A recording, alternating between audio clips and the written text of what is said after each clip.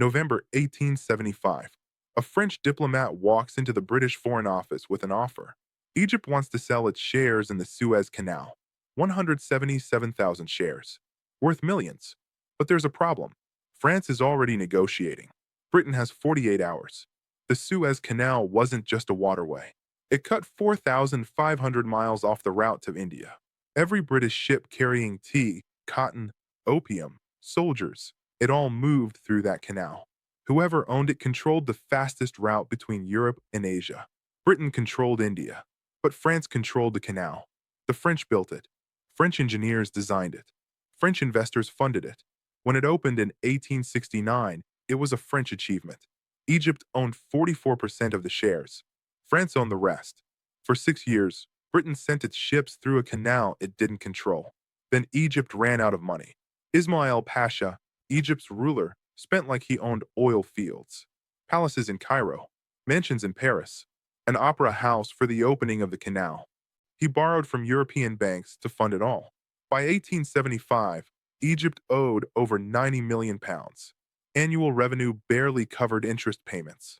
Ismail needed cash immediately, not in months, in days.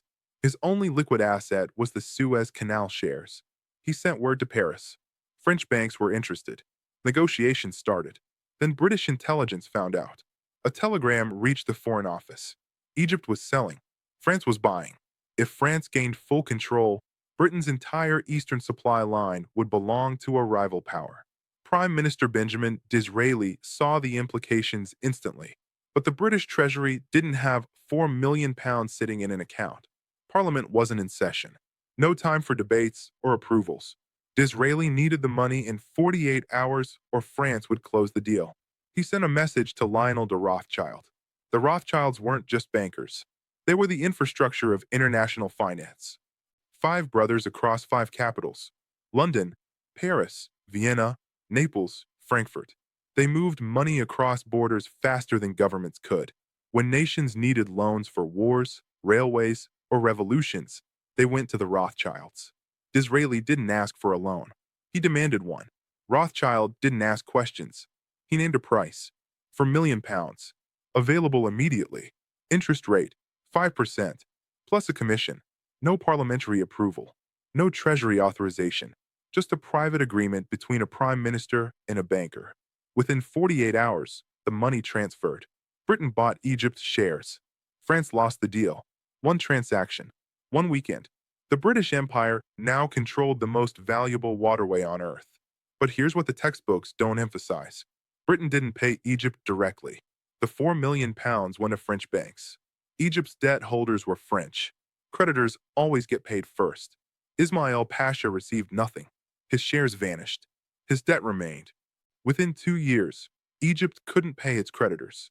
Britain and France sent financial advisors to help manage Egypt's budget. By 1882, British troops occupied Cairo. They stayed for 72 years. The Suez Canal purchase wasn't imperialism's beginning. It was debt's. Egypt didn't lose sovereignty through invasion. It lost sovereignty through insolvency. Britain didn't conquer Egypt with soldiers first. It purchased leverage with loans. Once you control a nation's debt, you control its decisions. Once you control its decisions, occupation becomes administrative. The canal shares were just the entry point. By 1888, the Suez Canal Convention declared the canal neutral territory, open to all nations during peace and war. But Britain stationed troops along the canal zone, neutral on paper, British in practice. When World War I began, the canal became a military artery.